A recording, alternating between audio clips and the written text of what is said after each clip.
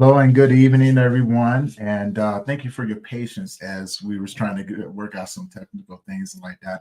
My guest should be here shortly.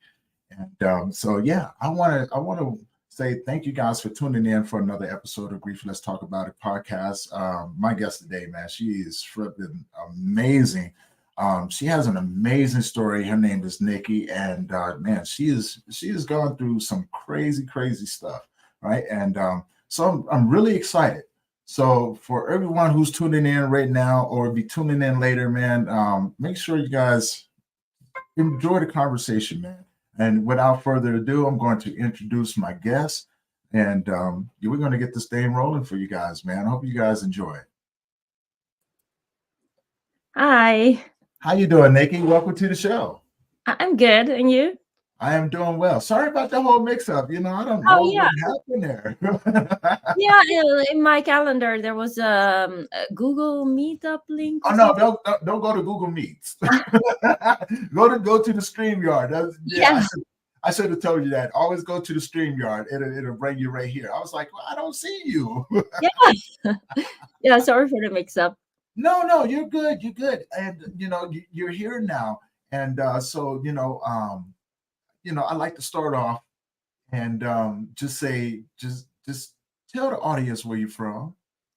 I'm from Amsterdam. I'm in Amsterdam currently, but I actually lived in Tokyo for 10 years. So, 2021, I came back to resettle in Amsterdam.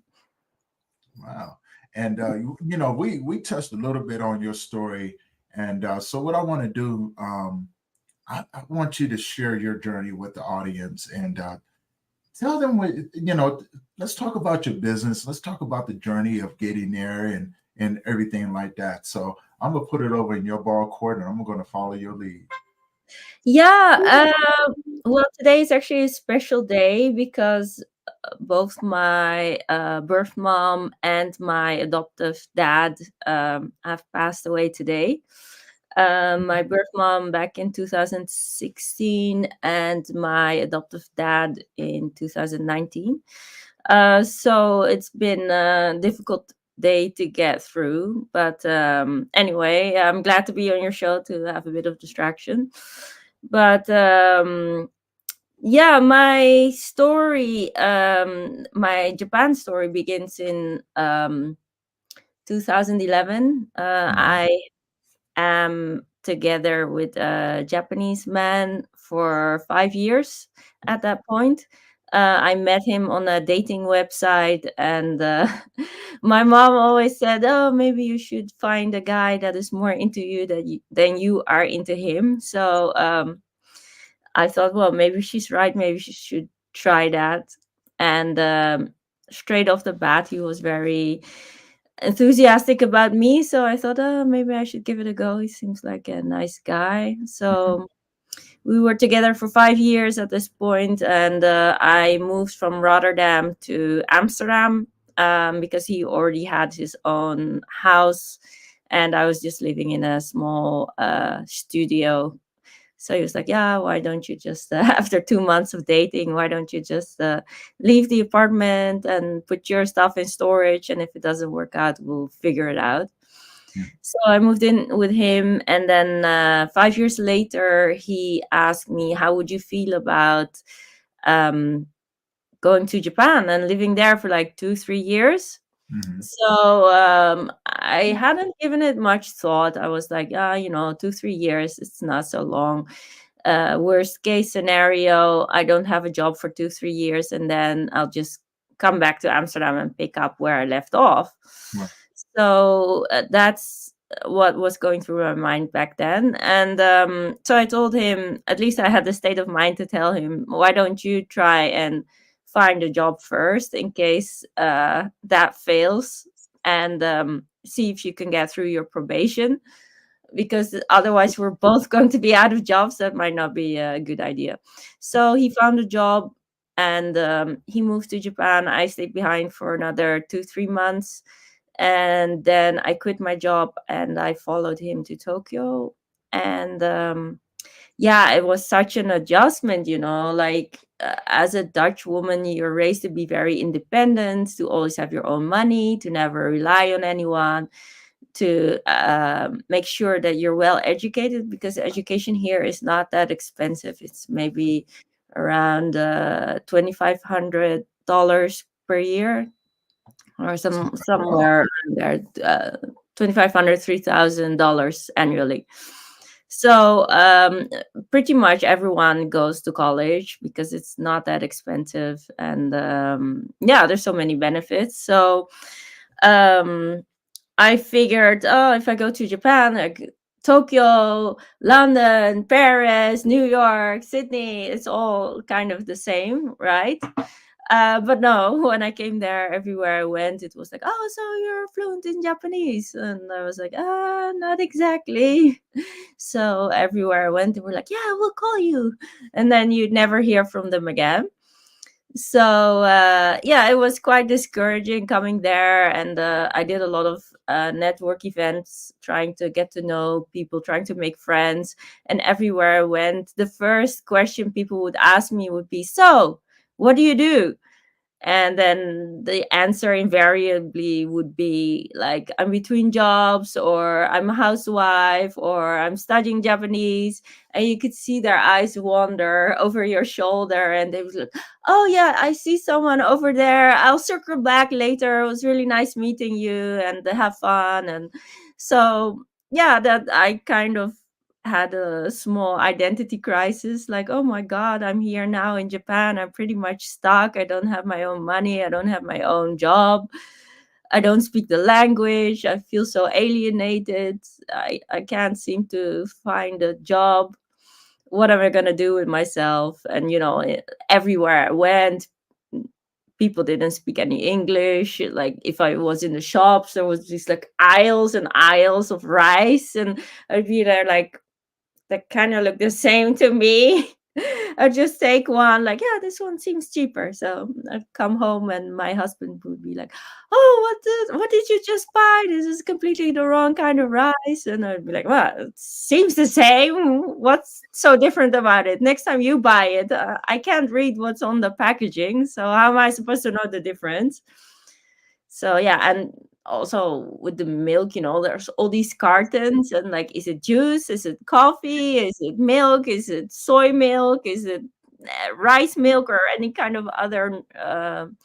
non-dairy milk? So it was always challenging. Like, oh, I just pick one and hope. Why can't they put a picture of a cow on there? For Christ's Yeah. sake, come on. I mean, that just sounds challenging, and I'm pretty sure, you just said it too, that can be a very difficult situation, being in a place where you can't read the language, you don't understand what's written on the packages and things like that. And no one is really there to help you neither, right? Yeah, So exactly. you just kind of try to figure it out as you're going along.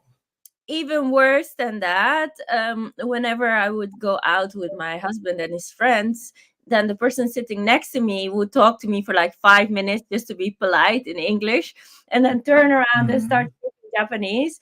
And my husband made absolutely no attempt to try to translate or ask people to speak English. So I would just sit there the whole night thinking, would it be rude if I would grab my phone and go on Facebook real quick? And just sit there for hours while everyone is laughing and having a great time. And I'm like, I have absolutely no idea what they're talking about. So after Right. two of those, I was like, I'm not going to these parties anymore, these dinner parties. You go by yourself. This is so boring. I can't stand it. I can definitely understand that, and so when you're in that environment, you already feel uncomfortable, because people are just doing things to be nice to you. The food, the labels, and things like that. You can't read. And we talked a little bit about this as well. You started actually learning the language, didn't you? Well, right before I was going to Japan, I had like 45 minutes drive to get from home to work. So I Mhm. listened to these audio files, and there would be like a conversation in Japanese, but they wouldn't explain anything. They would just say, okay, so this is the situation, and this is how the conversation is supposed to go. This is what you're supposed to say. And they wouldn't explain anything beyond that. So Mhm. when I first came to Japan, there were like a couple of these conversations that I had memorized. So like when I first started learning Japanese, there was this reception lady and she asked me, "O genki desu ka?" Which means "How are you?" Literally, it's "How is your health?" But that's kind of used as a greeting. Mhm. And I had learned that the appropriate response would be "Genki desu, okage sama de," which means "I'm well, thanks to you." So and then she started laughing hysterically when I said that. And I was like taken aback. Like, did I say something wrong? Is it my pronunciation? What's wrong? And after she's finally stopped laughing, she said, "No, no, no. It's just so funny because it's so typical Japanese. It's not very casual way of saying things. This is very formal. So it's so strange to see someone like you uttering these words." So Okay. whenever I walked past the next few weeks and there would be someone new and she'd be like, "Oh, wait, wait, wait, wait, wait, come here, come here, come here." And she would say to me, "Do it again, do it again, do it again." And all me quietly laughing and like, "Oh, this is so funny, right?" Like, oh, I'm mortified. No, I think that is actually really cool and Yeah. everything. Now, during this process, how was your husband taking it at the yeah, at the start? Yeah, well, for him it was difficult too because suddenly he became the sole breadwinner, and Mhm. although he is Japanese and was brought up in a Japanese household, he had never lived or worked in Japan, so for him it was a big adjustment too. So he felt a lot of pressure trying to navigate his way into a typical Japanese company. And yeah, to kind of because before we would share everything equally, because in the Netherlands everything is shared, the household chores are shared, the finances are shared, we all do our parts. It's not like strictly the man is responsible for this and the woman is responsible for this. Right. um, so for 5 years we've been doing that, and then suddenly I was the housewife and he was the man bringing in the bacon. So the dynamics between us in the relationship really shifted, and our relationship really changed. And because he works for an American company, Mhm. but there's only Japanese people working inside the Tokyo office. So on the one hand, it was very American because he needed to make calls every night. So he'd come home like 11, or sometimes he would stay the whole night at the office if there was something going on. Uh-huh. Um, and on the other side, it was very Japanese because there's only Japanese people working there, and like the business language, Japanese business language, is super complicated. So he never really studied this. He just knew how to speak like household language. So when he first came into the company, like the first 2 3 years, whenever he was meeting someone new, he was making up excuses like, "Oh, if I say something stupid, it's because I was brought up in Europe and my Japanese might not be so good." And then after 2 3 years, one of his coworkers said, "You can cut it out now because your Japanese is now so good that it's kind of unbelievable at this point. So stop saying that." Um, but yeah, so even for someone like him who was brought up in a Japanese household and spoke Japanese his whole life and went to Japanese Saturday school, even for him it took like 3 years to really master the Japanese language, so to speak. So yeah, for me as a blonde foreigner, never introduced to Japanese language before, it was a real struggle. I thought, yeah, I'll just study Japanese full time, 9 to 5 for 6 months, and I'm fluent. But that was like such a Very nice. yeah. At So the time you're in Japan, mhm. you still have your parents in Amsterdam. correct? Yes. Yes. And so how are they taking the transition of you being in Japan, um, you know, with your husband? Well, actually, right before I went to Japan, I had experienced a nervous breakdown due to a burnout.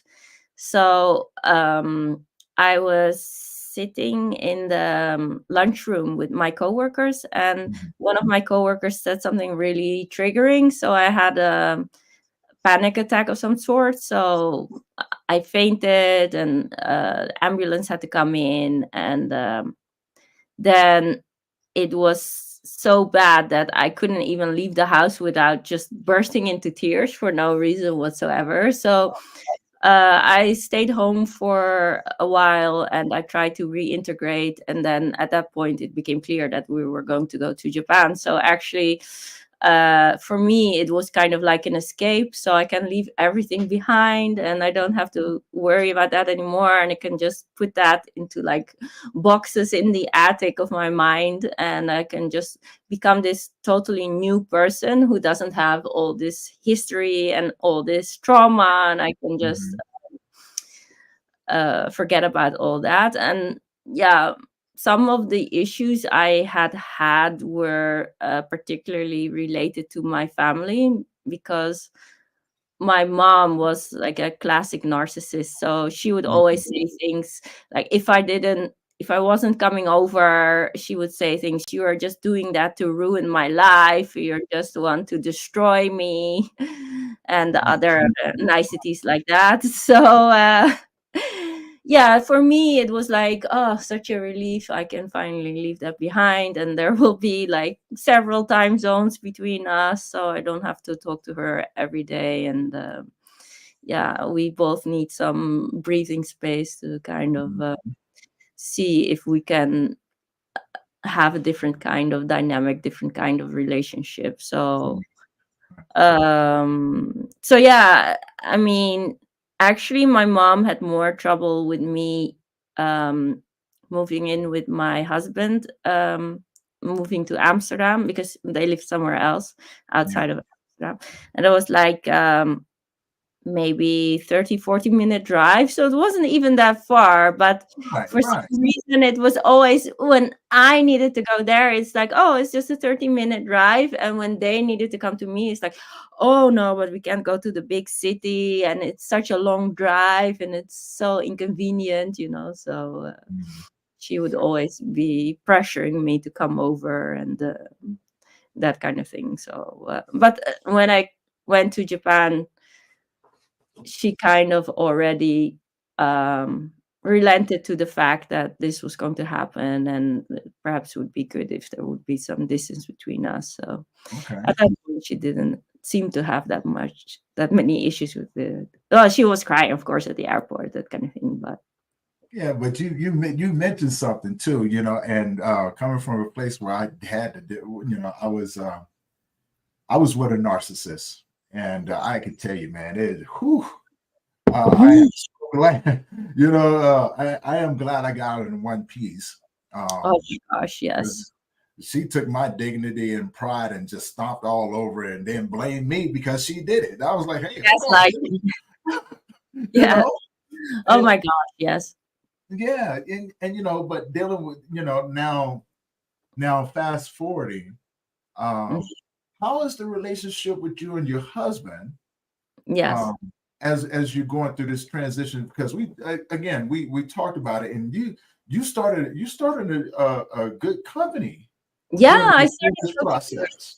Yeah, so I came to Japan 2011, and Mhm. then I was there for 2 years, and I had to ask my husband for money to buy groceries, so it was so humiliating. And yeah, like I said, I had the whole identity crisis. Like, if I no longer have a job, then who am I? And everyone seems to not want to talk to me because of the fact that I seem to not be an interesting person anymore, just for the fact that I don't have a job right now. Right. Um, so yeah, I was not having a good time at all. And yeah, my husband was so stressed from work and trying to fit in and trying, because there's so many unwritten rules in Japanese companies. You can make so many tiny mistakes. Like, even if you walk into an elevator, there's a hierarchy to where you can stand. So if you stand against the back wall, then that's the top spot, and then to the sides, that's the second best spot, and then in the middle to the back, and then the middle towards the front, and the lowest position is in front of the panels. Hmm. So even something as insignificant as walking into an elevator can have huge ramifications if you stand in the wrong spot or if you Right. behave in the wrong way. So he was always like tippy-toeing, trying to figure things out, trying to not mess things up, trying to not embarrass himself or offend anyone. So he was always so stressed. And then when he came home, he didn't want to talk about it, and just, yeah, he was also, of course, a narcissist because that's what I grew up with. So Right. just spouting things at me, everything I was doing wrong. And so, yeah, the relationship was already not going well at that point. Right. And then a friend of mine who works for the Royal Dutch Airline Company, she flew over to Tokyo for work. And we were talking, and I was complaining, like, oh, I hate it here, and I don't have a job, and I lost my independence, and I'm studying Japanese for 2 years. I'm still not at the level where I can get a proper job, and I don't even know if I want it because of the work culture, la la. La. And then she suggested to me, why don't you become a tour guide? And I was like, My background, I studied economics. My background is in marketing. How am I going to do that? I've never started my own company. I know nothing about tourism. Yeah, I know a few things about the Japanese culture, but is it going to be enough? And like, showing your friends around is totally different than actually being paid for it. And she said, oh, why don't you just create a very simple website and an email address and send it to me, and then I'll help you get going. And I thought, okay, this is one of those cases when someone says, yeah, yeah, yeah, I'll help you for sure. Yeah, yeah, yeah. And then you never hear from them again.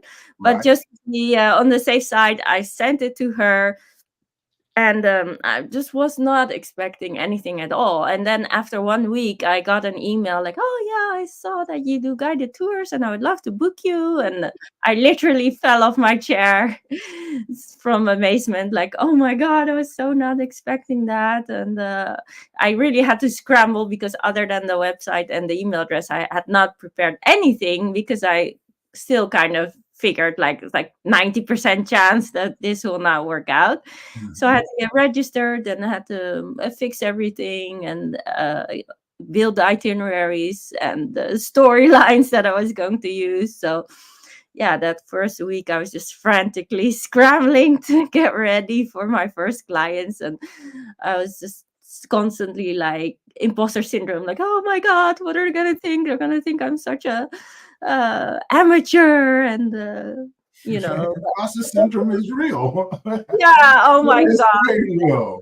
Yeah, I mean, if you grow up with a narcissist and you're married to a narcissist and constantly hear like, oh, actually everything you do is crap and nothing you can do will ever amount to anything, and basically you're crap, you're stupid, and that kind of thing. So I was really like, oh my God, this is so not going to work out. But yeah, fast forward 10 years, and I have now 50 people working for me Nice. from various locations. So I work with local guides that are spread out over Japan, and we work with a lot of tourist agencies.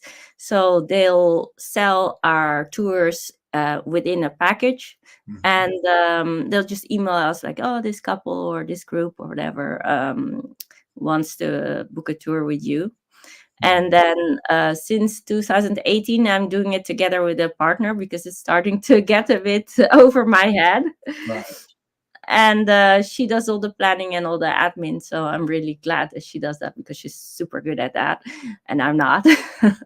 But Hey, in you any gotta have people that can do that stuff, man. Yeah, You Yeah, gotta have people that can do that stuff because you can't do yeah, it. You can't do it all, right? You can't do yeah, it all on your own and yeah. everything. Yeah, You know, I feel, yeah, the strength of a good leader is to admit that you have your strengths and your weaknesses, and yes, you have to gather people around you that can help you in areas where you're lacking, so to speak. exactly. Yes. Yeah. Now, during this time, and just circling back around, Mm-hmm. now something happened that changed your life with your mom, Mm. and then kind of led you into a different direction with your dad as well, correct? Well, yeah, in 2018, my mom was diagnosed with um, terminal cancer.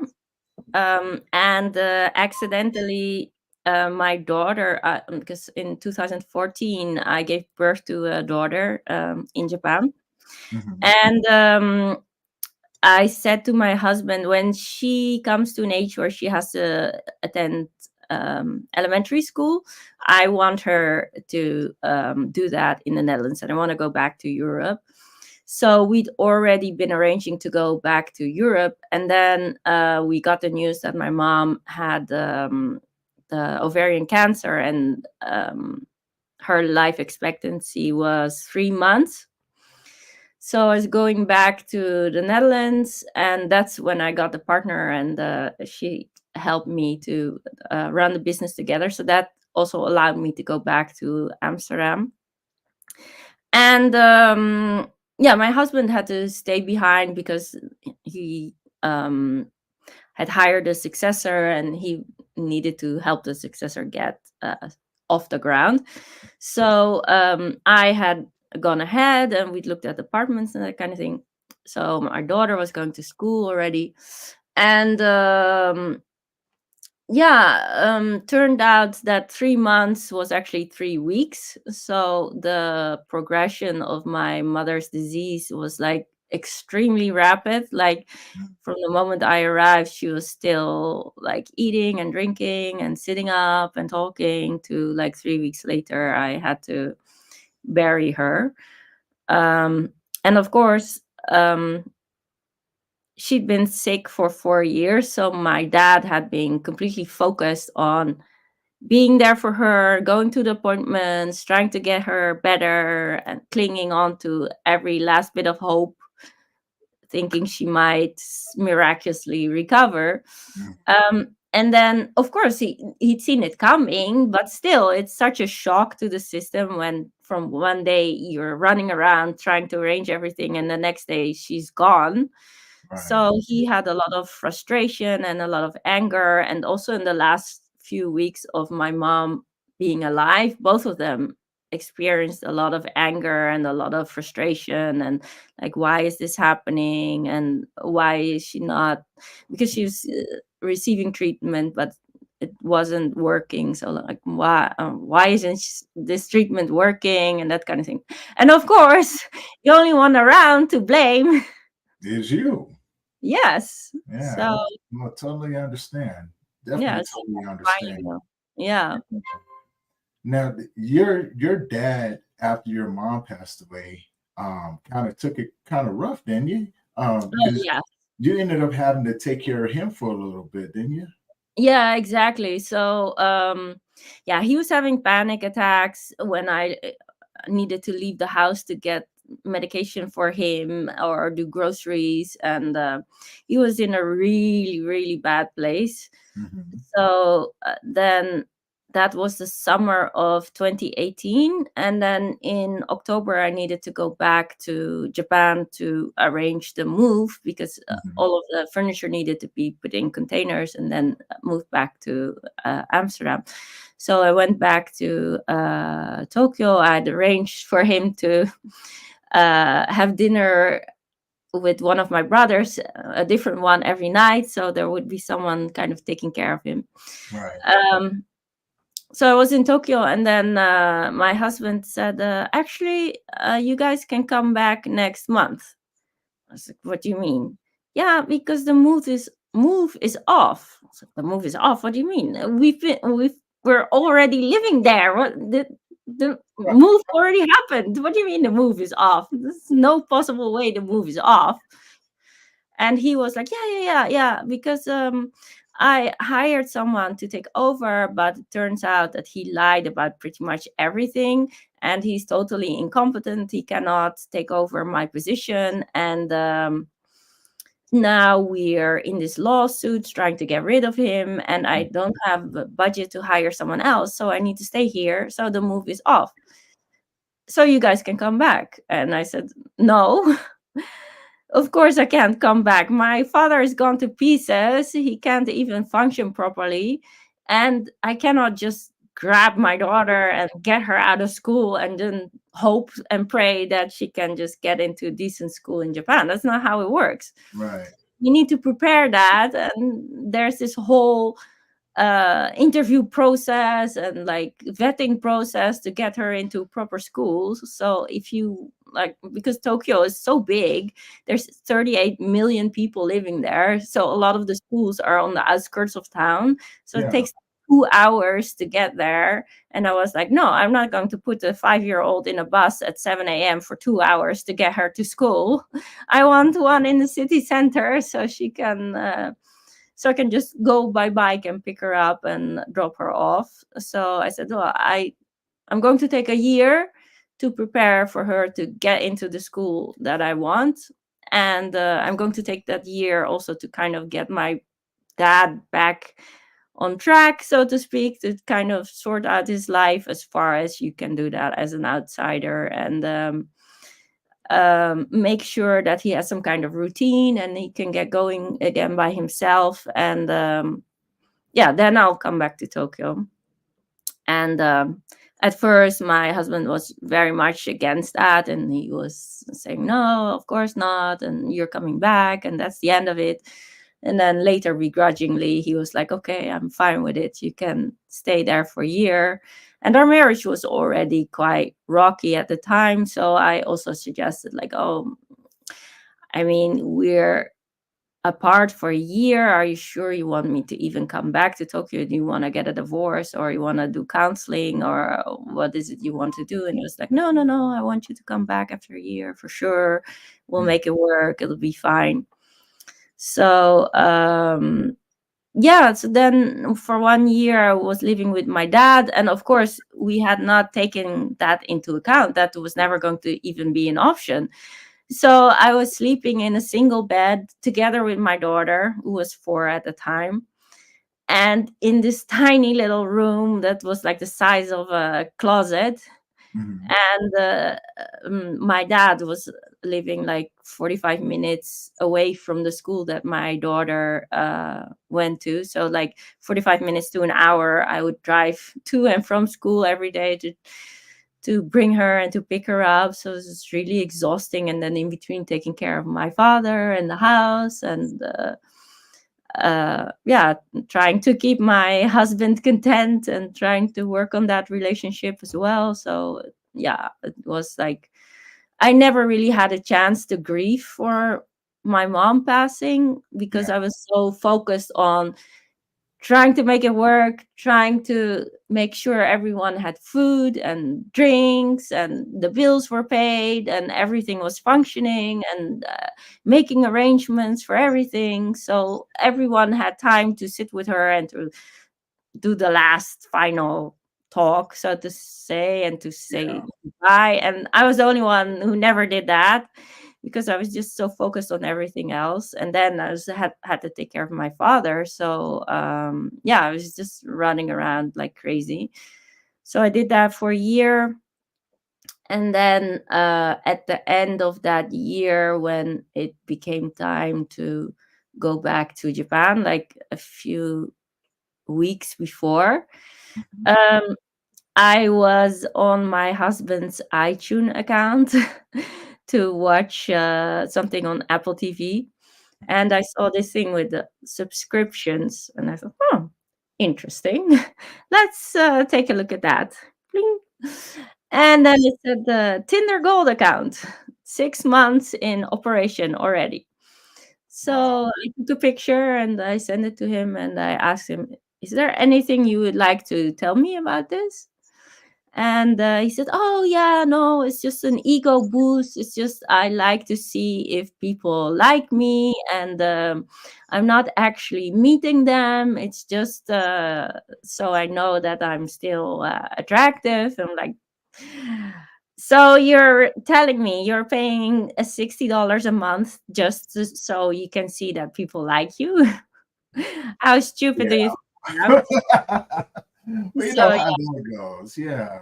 Wow. yeah, exactly. So, I mean, and we even discussed like infidelity before I moved to the Netherlands. Like, how are we going to cope with that kind of thing? We're not going to see each other for a year. And then he said, "Oh, when I find out that you've been unfaithful to me, I will slap you with divorce papers so fast your head will spin."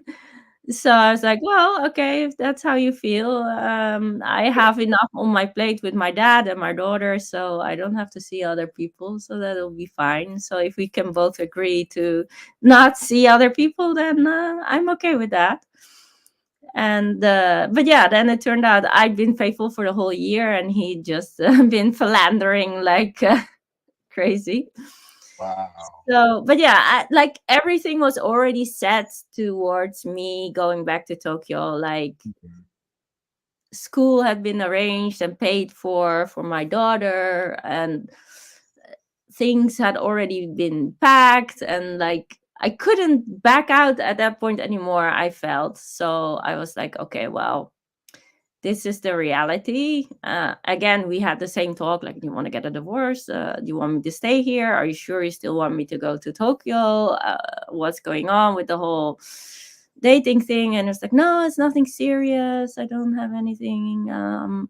When you come back, we'll work on the relationship. It'll be fine." So I came back to Tokyo and it was not fine. um, well, first of all, when I was at the airport, my dad said, "This is the last time I'm going to see you." So that was definitely not fine.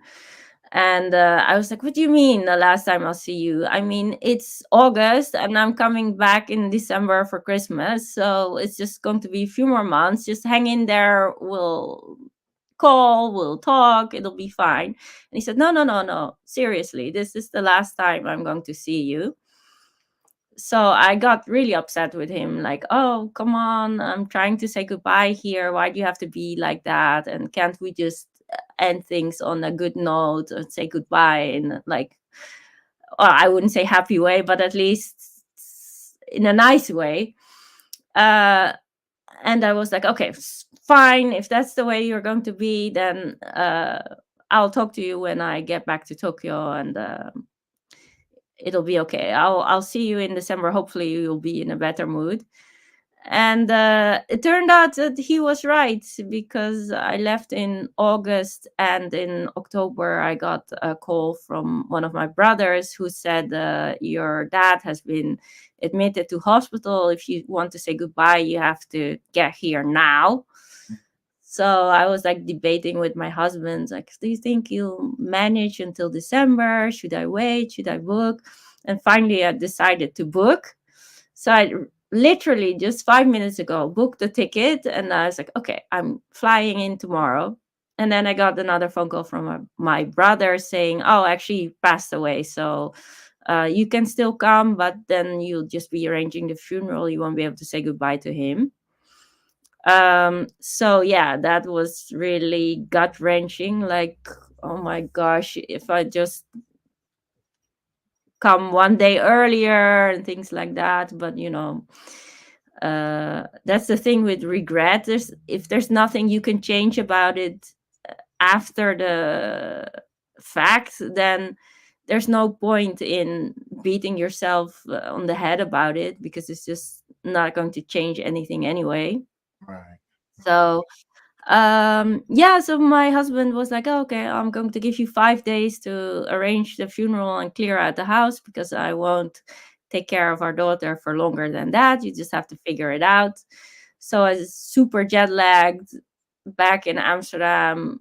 arranging the clearing out the house and arranging the funeral literally in a days. So it was so stressful and so, yeah, again going into that work mode, like I can't have any emotions, I can't have any feelings, I just need to get going, get through this, make sure everything works out well and that everyone is taken care of, rather than thinking about myself and what I needed. So yeah, that was. And also, I was staying in my dad's house during this whole process, so it was super eerie, like all his stuff was there, like everything smelled like him, and then you're in the house and he's gone, you haven't said goodbye, and so it was like super stressful to be there and to arrange it like within 5 days. But I managed to make it work, and yeah, when I came back to Tokyo, yeah, the marriage was just day Yeah. by day was just getting worse and worse and worse. Yeah. But I was like, um I can do this. I'll just do it for our daughter. My husband is hardly ever home, I don't have to see him much. I'll just live my life, he lives his life, it'll be fine. Right. And then maybe when she's a bit older, I can maybe contemplate divorce, but not at this point.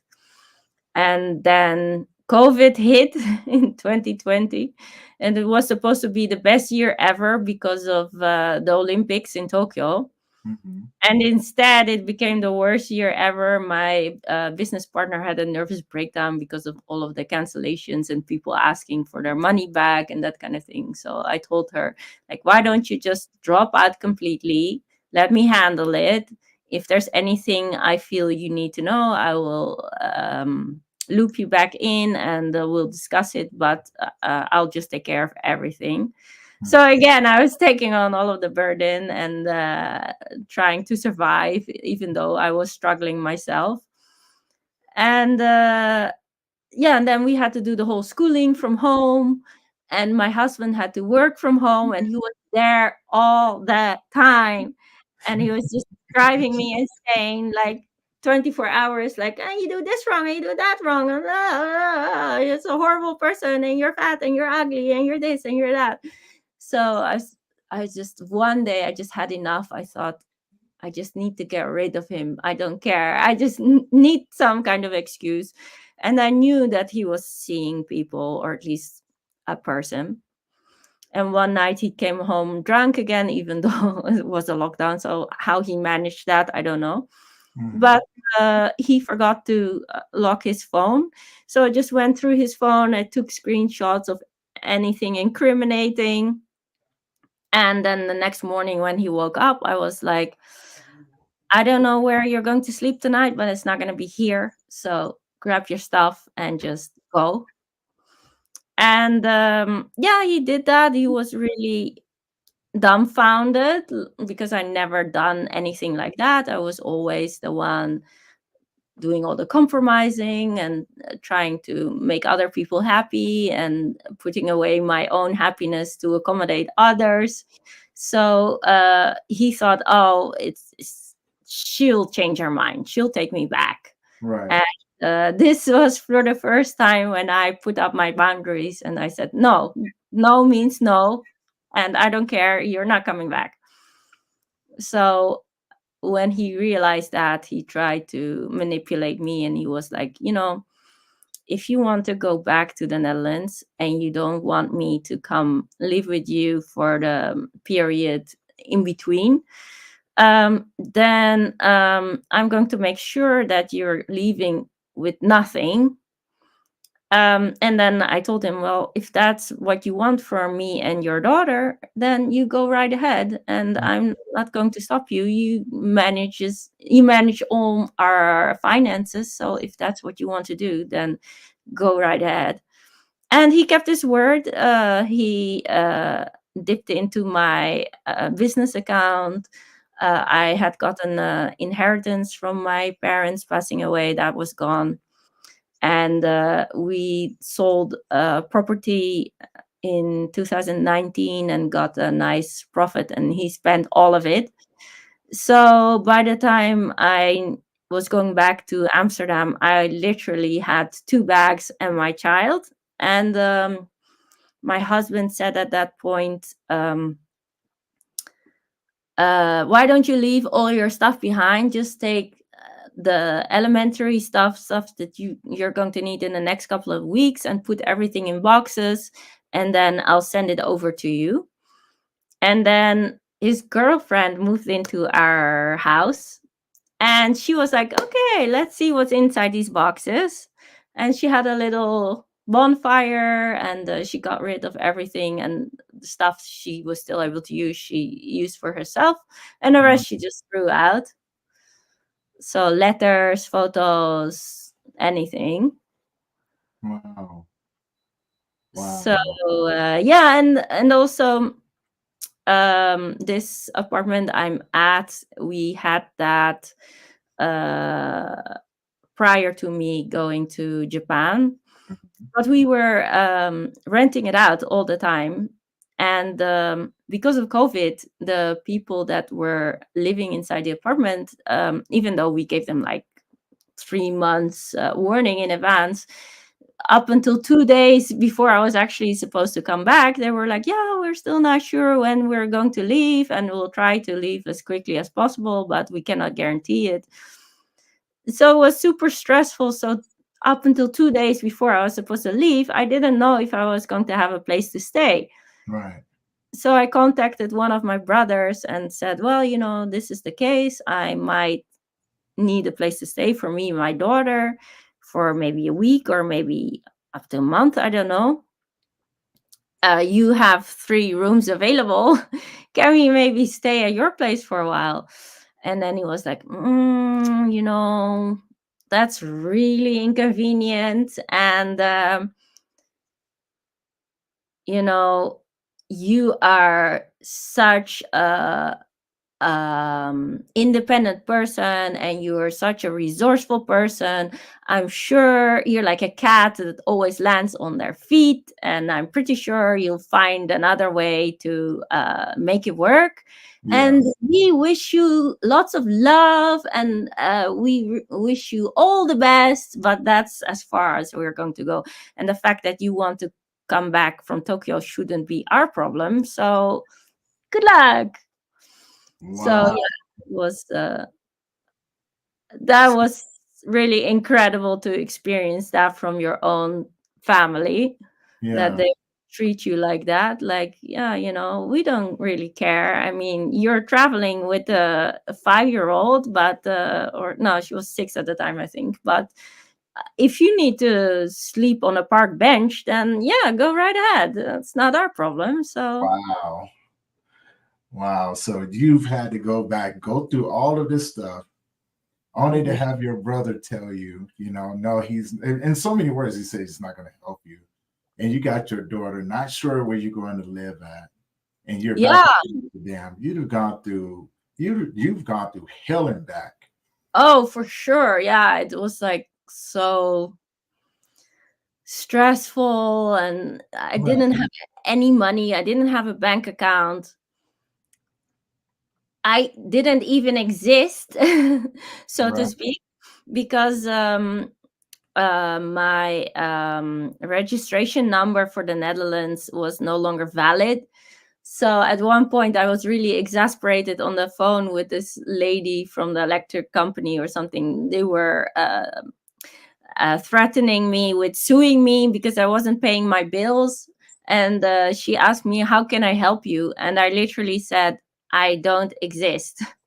And she was like, did I hear you correctly? Did you just say I don't exist? It don't exist. Yeah, I said, yes, that is right. I'm with my back against the wall. I don't know what to do. And she said, oh, please explain it to me. So I said, well, it's kind of all linked together because I don't have the registration number. There's so many things I cannot do. I cannot get a bank account. I cannot do anything. and she was like, oh yeah, we'll just put a stop to this, and we'll give you like 3 months to get the registration sorted. And of Mhm. course the cost is going to accumulate, so don't be shocked when you finally do get a bill, but at least that'll give you some room to breathe. And I was like, oh my god, finally. Right. But yeah, I mean, I came here back in Amsterdam, and my ex-husband said, I'm going to give you 2 months to come up with a mortgage. I didn't have a job at the time. My own company, Tokiotours, had gone pretty much bankrupt because there was no money coming in. And my business account back in Japan was completely emptied out. So it was so extremely stressful. My ex said, if you cannot pay the mortgage within 2 months, I'm going to put the house up for sale and you can just go to a women's shelter and figure things out. So literally, I was with my back against the wall. I was with my daughter who was grieving her grandparents dying and grieving her dad basically leaving us for someone else, and the divorce, or well, we weren't divorced at the time yet, but like the separation, and Mhm. moving back to another country and leaving all her friends and school behind. So it was such a huge transition, and I had literally no money. So my husband would give me 200 euros, so that's maybe a little bit more like $220 or something every 3 weeks, and I had to pay everything from that. So like groceries, insurance, Wi-Fi, transportation, food, anything. So oftentimes I went to buy groceries and I was just at the checkout and it would said insufficient credit or something. Mhm. And yeah, there was literally no one I could ask for help for. And so oftentimes you would just go back home and I would be like, oh, we're just going to have cereal for dinner. It's going to be fun. Or I would say, actually, I'm not that hungry. I think I'm just going to buy food for you tonight. You're going to eat. And I might eat something when you're asleep or something. I Right. might eat later. So those first few months were like crazy hard trying to get through all that and not knowing when it's going to stop, or if I'm even gonna pull through. Because even with the job interviews, they were like, yeah, you lived for 10 years in Tokyo and all of your work experience has been in Japan, so we can't really ask for references, and all the references you had in the Netherlands are basically these people probably moved on, so or Right. they don't remember you that well or whatever. So no one was giving me a chance. So I was like, oh my god, how am I going to get a job in 2 months? This is never going to work. So yeah, fortunately, right before the deadline I was able to get a job. And yeah, it was super stressful to try and Yeah. juggle the job with my daughter and still trying to put some time and energy in my business, trying to keep it afloat. So that first year, I was just going through a days trying to figure things out and trying to support my daughter in this whole process as well. For her, it was super hard. I mean, we went back during COVID. I didn't have any money. I couldn't offer her anything fun, or even like basic necessities were difficult to manage. So Right. yeah, such a big adjustment period. And you feel it. You figured it out. I mean, and that's truly amazing to have to climb back from something like that and to Mm. be where you are now. That has to feel good. To have your business growing and people working and being back where you are, and just the success and the smile on your face says it all. You know. Well, to be honest, I still have crippling imposter syndrome. So even though, like, my partner sent me an email saying that the third quarter we had 492 tours, which is amazing. Yeah. But still, it's not landing. I still feel like it's it's not that You great of might an. as well soak that in. You might as well go ahead and soak that in. I know imposter syndrome is there, but man, that is truly amazing. I And just literally clawed my way back. yes, you did. Yes, you did. And that's something to be commended and Mhm. everything. So as we start to wrap this thing up, I like to end the segment. If you had something to tell the audience, what would you tell them? Well, I mean, it's all of the cliches like it's nothing to fear but fear itself, Uh, and only when you literally hit rock bottom and there's nowhere lower to go, that's when I can handle this and there's nothing I can't handle. right. So a lot of people will not move out of fear because they feel like, oh, I'm not prepared enough. I need to study this more. I need to do that more. I need to gather more information or whatever. But you just need to get going and you will learn. And of course, you'll make mistakes. But the only way to grow and to become better at something is by making mistakes. So don't try to be perfect and don't be scared of what's about to come next, because things will always go differently than what you were expecting, but you're able to handle it and you're strong and you probably have amazing people around you. So just listen to your friends and your family and try to make the best of it, and it will all work out for the best. I love that. I definitely love that.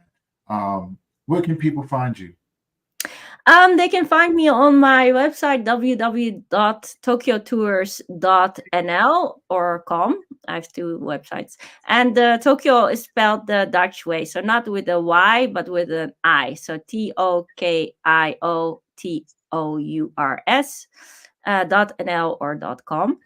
And I have all of the social media platforms represented as well. So at Tokyo Tours on Instagram, Facebook, LinkedIn, TikTok, wherever you can find me. So yeah, and I have my own personal Instagram account that is public. That's Nicki, NICKI _ Amsterdam.